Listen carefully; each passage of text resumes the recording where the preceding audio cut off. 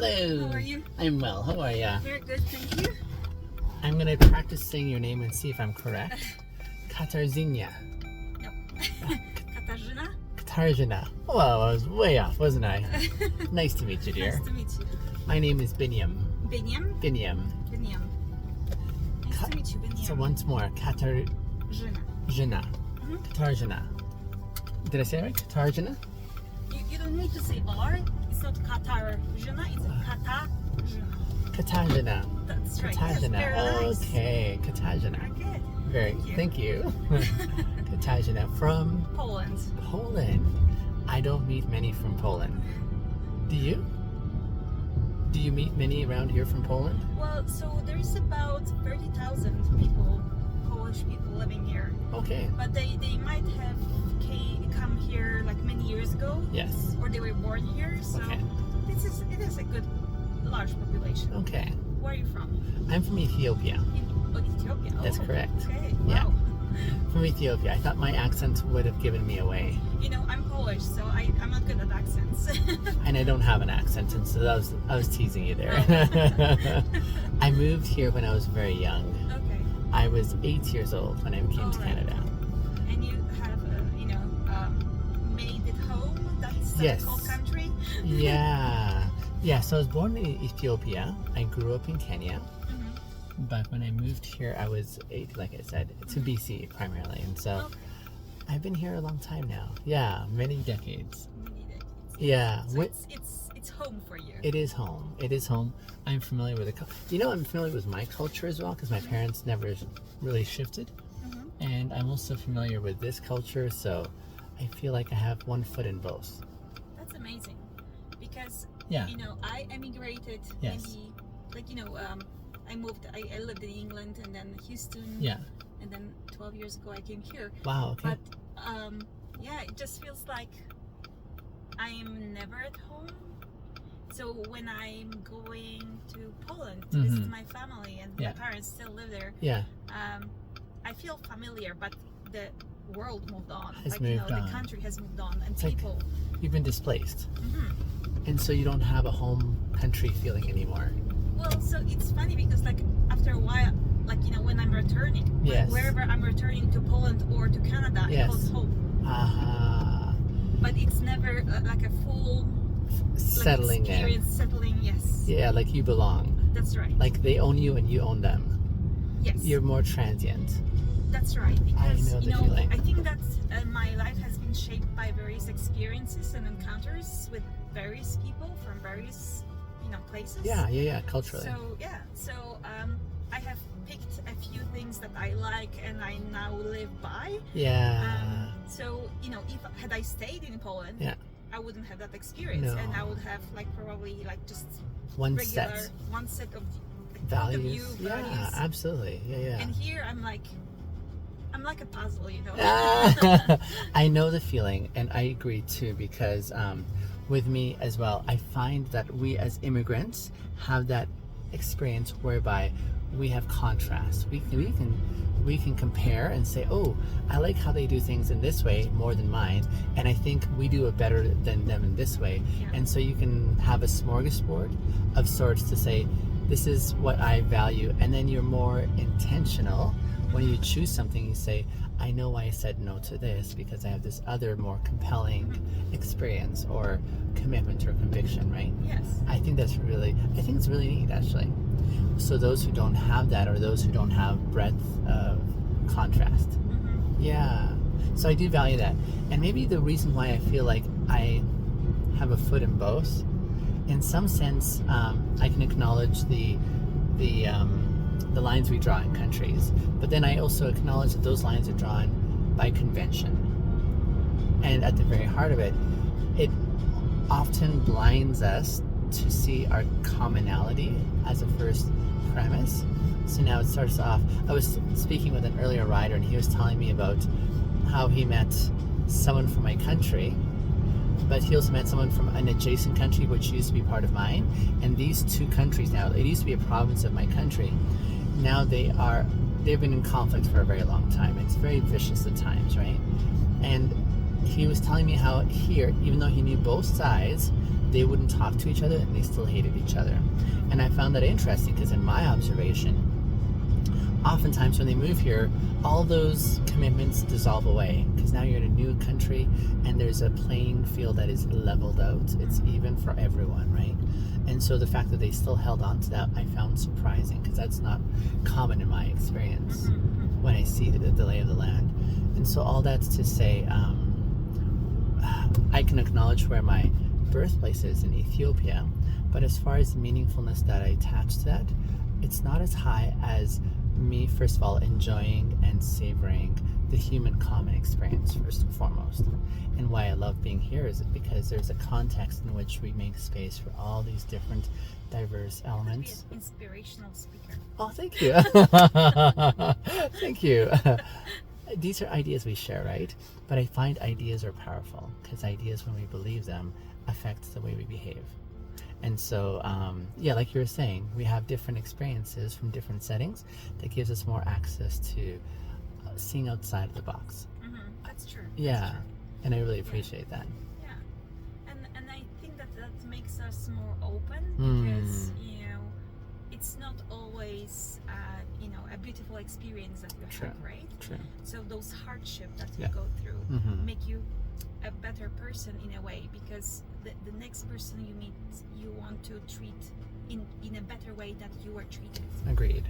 So it's an interesting experience. Yeah. But And so to that end, I guess when I think of here's where I'm at and I'm happily here, I choose to be here, but if I were transplanted to another part of the world, and oftentimes I think of the most challenging settings.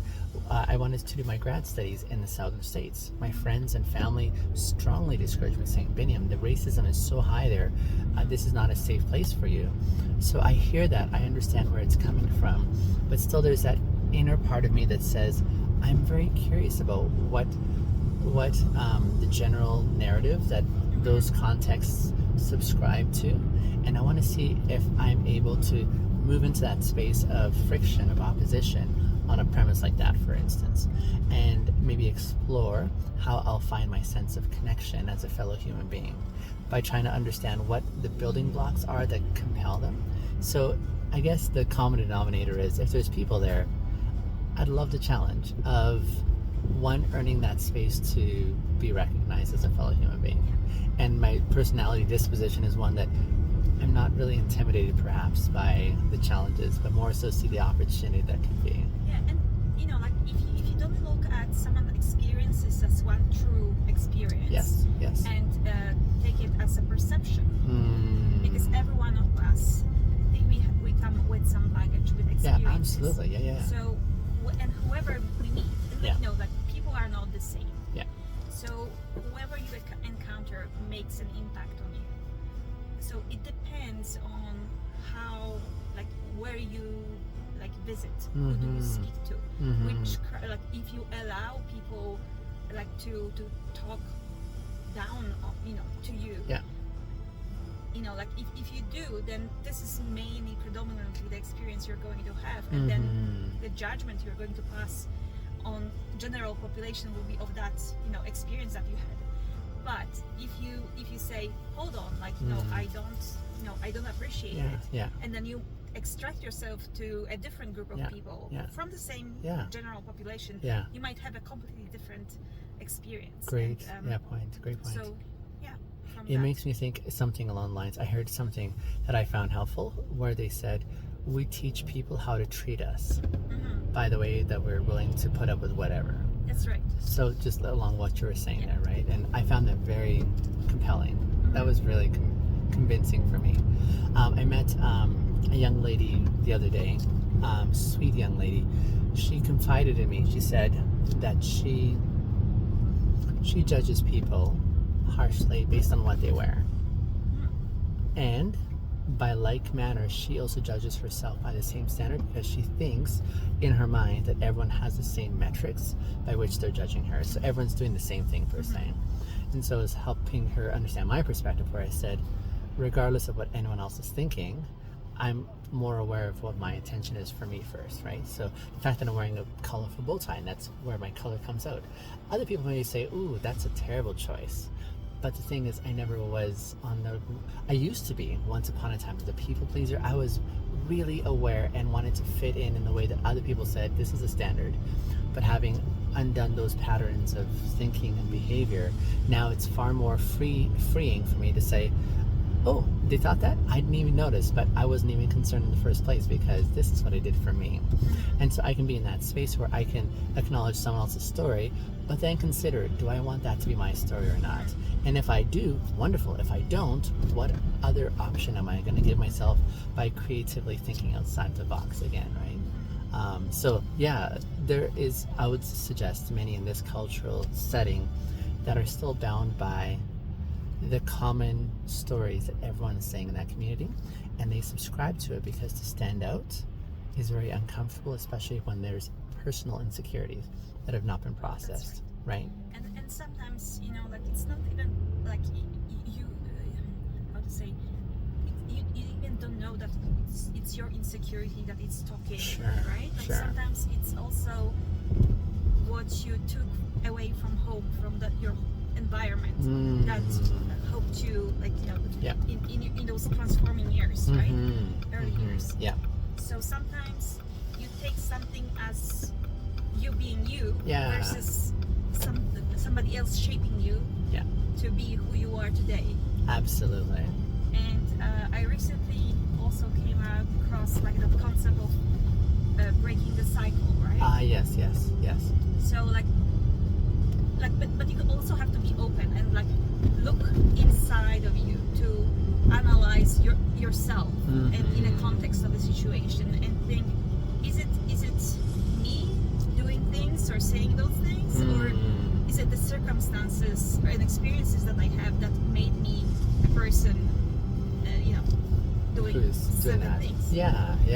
And then if you are really open to change, if something is not as great as it could be, you can say, okay, from now on, before I react to some situation, I'm going to think, I'm going to take a step back, and then, you know, try to do things differently. Absolutely. So I appreciate your self-awareness, and you're saying it takes a specific mindset to access that line of thinking.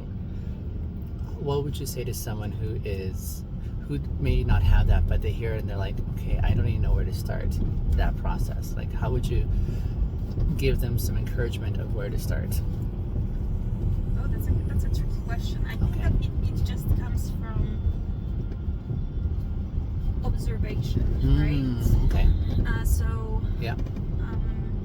that's a good point.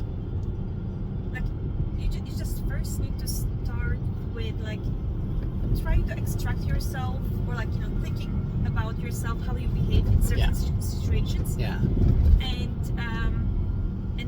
take that analytical view as you are, you know, a stranger to yourself, right? Sure.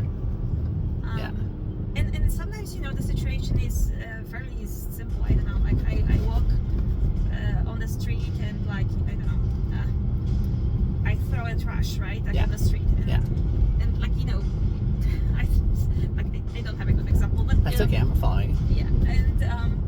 And then, you know, it's normal to you, but like, you know, it just takes a moment to just assess yourself. Right. Is it what I'm doing good?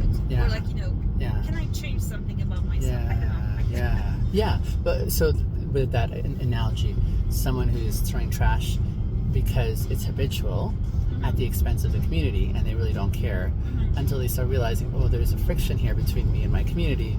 Am I willing to assess what I'm willing to change so I can participate better in community for the right reasons? Yes. Maybe. But then you have to be at peace with yourself, right? Right. Like, yeah. You cannot be angry, and because most of the time people commit some certain things because they are angry with themselves and they don't know how to tackle their own issues. You know, so they react outside to the world. I see that. Yeah. Sometimes like bullies, right? Like they were bullied themselves, right? Yeah. So they repeat that Cycle. towards somebody else. So I like what you're saying earlier, because I'm thinking of what 12-step programs say, and that is acknowledgement is the first step. Just acknowledging that you have that problem. And then I see that as flowing into like what I would contribute as far as for me personally, the desire to become self-aware was I wanted to be truthful with myself as a starting place.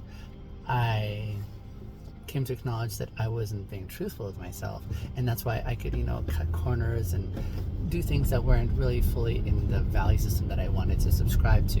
But when that honesty came, saying, oh, okay, I acknowledge I'm doing this thing here that I want to change, and that's probably a first starting point, is saying that's where my problem is. And so I do agree with, especially in that 12-step model, where acknowledgement is just a beautiful 12-step model. Sorry, I'm not 12-step. So the most common one that most people know is those who struggle with alcohol abuse. Okay. They'll go to Alcoholics Anonymous, which is a program that goes through 12 steps to help them amend their pattern of behavior to relying on alcohol. And there's been lots of spin-offs in other expressions where people struggle in other different ways. So there's those who, like for myself, I go to a 12-step group for codependency. I said I had an issue with codependency for many years. The patterns really helped, the steps helped me address the patterns of behavior and bring it more to light. Others would struggle with narcotics, for example, or with bad relationships or things like that. And so it's just a model that they use to be able to say, how can you work your way towards something different? And it often starts off with saying, I have a problem. Well, thank you so much for the conversation. May I ask you a quick question before you go? Sure. I would love a no answer on this one here. I love, like when I don't drive Uber, I love sharing beautiful, inspiring ideas with my friends online. I always ask for permission, and I would love for you to say no if it's not your comfort zone. You're off camera per se, but I love what we were talking about. If you're open to me sharing, but again, it's not the main point. I also love a no answer. It's like, no. Yeah, as long as my data, my name is not included, Okay. that's fine. Now, they did hear me saying your name, but I haven't spelled it. Yeah, May I that's leave that fine. off? So nice to meet you, darling. I hope to see you again. Thank you. Thank you for the conversation. I Thank you. appreciate Have it. a great day. You too, dear. Enjoy your night. Thank you.